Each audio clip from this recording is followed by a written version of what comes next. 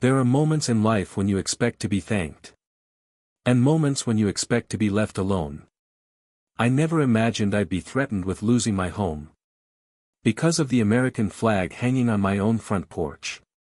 Not a giant flag. Not one flying from a 100-foot pole. Just a clean, properly displayed flag that had hung in the same place for nearly 8 years. It had survived rainstorms, summer heat. Even a tornado warning. No one had ever complained.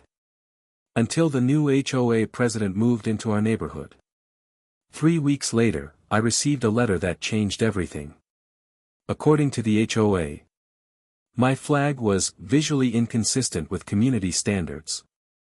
I had 10 days to remove it or face escalating fines. When I refused, the fines became legal threats. Then came a certified letter claiming the HOA would begin proceedings to force the sale of my home if I continued violating community rules. I thought it had to be a joke that it wasn't. 6 months later, the HOA president stood in a courtroom trying to convince a judge that an American flag was a threat to neighborhood property values. The judge listened carefully. Read one document, looked up over his glasses. And ended the HOA's entire case in less than 5 minutes. This is the story of how one flag became the biggest mistake an HOA had ever made. My name is Michael Harris. I'm 68 years old and a retired firefighter. For 34 years, I served my city. I missed birthdays, Christmas mornings, anniversaries, not because I wanted to, but because someone else's emergency always came first. When I finally retired, my wife, Susan, and I moved into a quiet suburban neighborhood outside Nashville. It wasn't flashy, just tree-lined streets, friendly neighbors, and peaceful evenings. Exactly what we'd dreamed about. The very first weekend after moving in, I mounted a small American flag beside our front porch. Nothing oversized. Just a traditional flag on a polished white bracket, displayed according to the U.S. flag code. Every morning, I'd step outside with a cup of coffee. I'd straighten the flag if the wind had twisted it overnight. Then I'd sit on the porch and watch the neighborhood wake up, kids riding bikes, neighbors walking dogs, mail carriers waving as they passed. It felt like home. For nearly 8 years. Life was wonderfully ordinary. Then everything changed.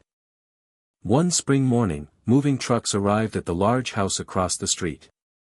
By afternoon, the neighborhood had already begun talking. That's the new HOA president. Her name was Carol Whitmore. She had transferred from another subdivision after serving on its HOA board. At first, she seemed pleasant enough. She smiled. Introduced herself.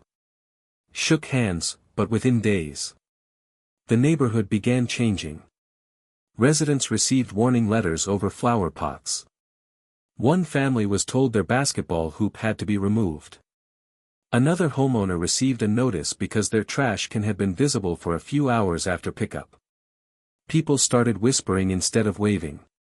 Every conversation eventually turned into the same question. What rule is she enforcing now? I never imagined she'd eventually come after me. Especially not over something that had hung peacefully on my porch for almost a decade. One Tuesday afternoon, I heard footsteps coming up my driveway. When I opened the front door, Carol was already standing there. She wore a navy business suit, carried a leather folder, and held herself with the confidence of someone who expected instant obedience. Mr. Harris? Yes. I'm conducting routine compliance inspections. I nodded politely. Is something wrong? She looked toward the porch. Then slowly raised one finger. Directly at my American flag. There. I followed her gaze. My flag? She nodded. I'm afraid it's no longer permitted under the community's updated visual standards. For a moment, I honestly thought I'd misheard her. I looked back at the flag. Then back at Carol. I'm sorry. I said slowly. Did you just tell me I have to remove the American flag from my own home? Carol calmly opened her folder. Without the slightest hint of emotion, she handed me an official HOA violation notice. At the bottom of the page, one sentence instantly caught my attention. Failure to comply may result in fines, legal action, and possible foreclosure proceedings. I read it twice. Then a third time. Because I simply couldn't believe what I was seeing. And deep down, I had the feeling this wasn't just about a flag anymore. It was about power. I stood on my front porch long after Carol walked away. The violation notice felt heavier than a few sheets of paper should. For 8 years, that flag had hung beside my front door. No complaints. No warnings. No problems. Now, according to the HOA, it was suddenly a violation. Susan stepped outside after hearing the conversation. What happened? Without saying a word, I handed her the notice. She read it silently. Then looked up. They can't be serious. I wish they weren't. She stared at the flag waving gently in the afternoon breeze. You're not taking it down, are you? I answered without hesitation. No. The next morning, I called the HOA management office. I wanted one simple answer. What rule says I can't display the American flag? The receptionist transferred me to Carol. She answered almost immediately. Mr. Harris. I've been reading the community handbook. And I can't find any rule banning American flags. There was a brief silence. Finally, she replied, the board recently updated our visual standards. I'd like a copy. It hasn't been distributed yet. I frowned. So you're enforcing a rule homeowners haven't even received? Our board has the authority to establish aesthetic standards. Authority isn't the same as a written rule. Her voice became cold. You have 10 days to comply. Then she hung up. That afternoon, I walked across the street to visit my neighbor, Frank. Frank had lived there for nearly 20 years. If anyone knew the neighborhood's history, it was him. After reading the notice, he let out a slow whistle. She's finally doing it. What do you mean? She tried something similar at her last neighborhood. I raised an eyebrow. How do you know? My brother lived there. He lowered his voice. She believed every house should look exactly the same. No flags. No personalized decorations. No exceptions. I looked back toward my house. So this isn't about my flag. Frank shook his head. No. It's about control. Over the next few days, the neighborhood became strangely divided. Some residents quietly supported me. Others avoided making eye contact, afraid they might become the HOA's next target. Mrs. Peterson, an 80-year-old widow, stopped me while I was checking the mail. I just wanted to say. She smiled warmly. My late husband served in the army. She looked toward my porch. Thank you for keeping that flag flying. Her words meant more than she probably realized. On the 10th day, another envelope arrived. This one was sent by certified mail. Inside was a new notice. The HOA had imposed a $1,000 fine. It also warned that additional fines would be added every week until the flag was removed. Susan stared at the letter. This is unbelievable. I folded it carefully. No. It's intimidation. That evening, I sat alone on the porch as the sun disappeared behind the trees. The flag moved gently in the evening breeze. I thought about my years as a firefighter. The families I'd helped. The emergencies I'd answered, the friends I'd lost. To me, that flag had never been about politics. It represented service. Sacrifice. Community. The very values that had guided my entire life. That I wasn't looking for a fight. I wasn't trying to make a statement. I simply refused to let someone rewrite the meaning of something that had always stood for unity. As darkness settled over the neighborhood, I made a decision. If the HOA wanted to take this further, they would have to explain their actions somewhere far beyond a board meeting. Somewhere facts mattered more than opinions. Somewhere evidence mattered more than authority. They would have to explain it in court. The certified letter sat on our kitchen table for 2 days. Every time I walked past it, I found myself reading the same sentence again. Failure to comply may result in additional legal action. Susan finally broke the silence.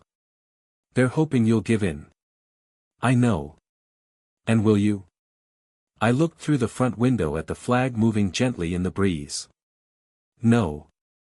The following Monday, I drove to the county records office. If the HOA claimed there was a new rule, I wanted to know exactly when it had been adopted. The clerk helped me locate the publicly filed HOA documents. I spent nearly 3 hours reading amendments, meeting summaries, and recorded filings. There were updates about landscaping, parking, roof colors, holiday decorations. But there was nothing, absolutely nothing, about banning American flags.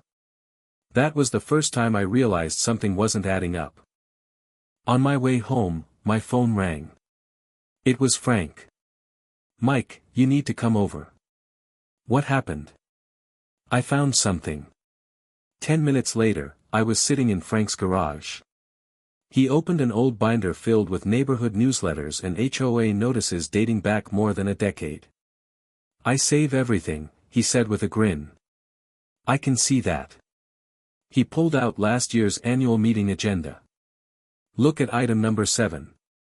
I read it carefully. Proposed amendment regarding exterior displays." "What happened?" Frank flipped to the meeting notes. "It never passed." I looked up. "Are you sure?" He pointed to the final paragraph. "The board voted. The proposal failed." I read the line again. Then again.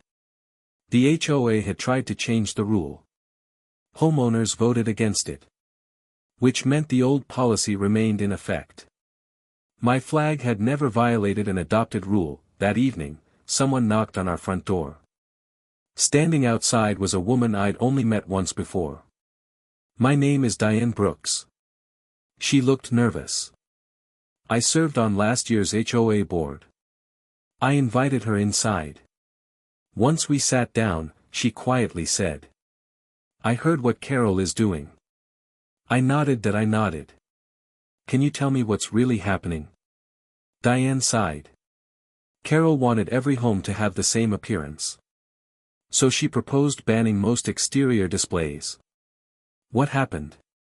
The homeowners rejected it. I leaned forward. So why is she enforcing it? Diane reached into her purse and removed a small notebook. Because she believes the board can interpret the rules however it wants. She slid the notebook across the table. I wrote notes during every meeting. Inside were handwritten records that matched the official meeting summaries almost perfectly. One page caught my attention immediately. Motion regarding American flag restrictions, failed. I looked at Diane. This could change everything. She smiled. I thought you should have it. The next morning, I met with an attorney recommended by a former colleague. After reading the notices, the meeting minutes, and Diane's notes, he looked up and smiled. "Mr. Harris." "Yes. I don't think this case is about a flag anymore." "What do you mean?" He closed the folder.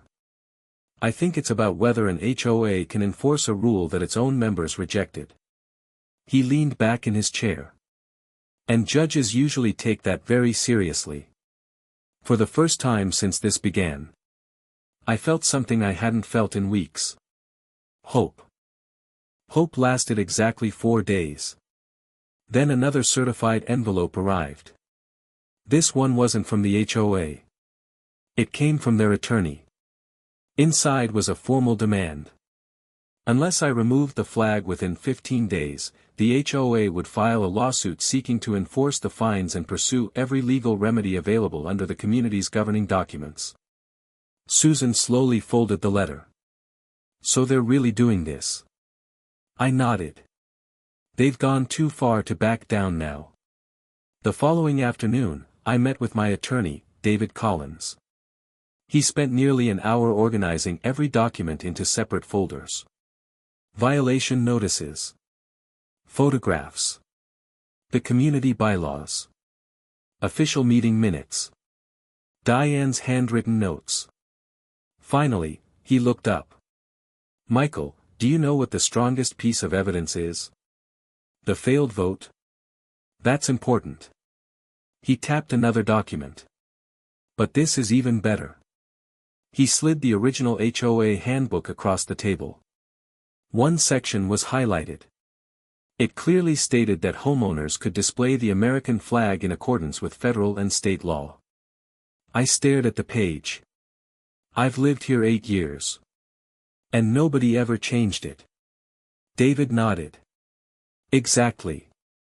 If the board wanted to remove that protection, they needed to amend the governing documents. They never did.